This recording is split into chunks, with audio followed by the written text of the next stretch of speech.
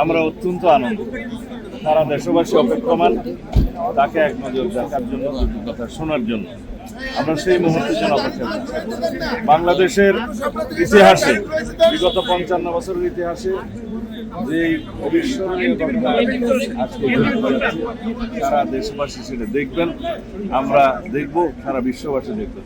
ইনশাআল্লাহ আমরা আশা করি এই মুহূর্তটিকে আমরা ঐতিহাসিক মুহূর্ত হিসেবে পালন করতে পারি। দীর্ঘ 16-17 বছর অবিরাম সংগ্রাম করেছি, আন্দোলন করেছি গণতন্ত্রের জন্য, ভোটাধিকার ফিরে পাওয়ার জন্য।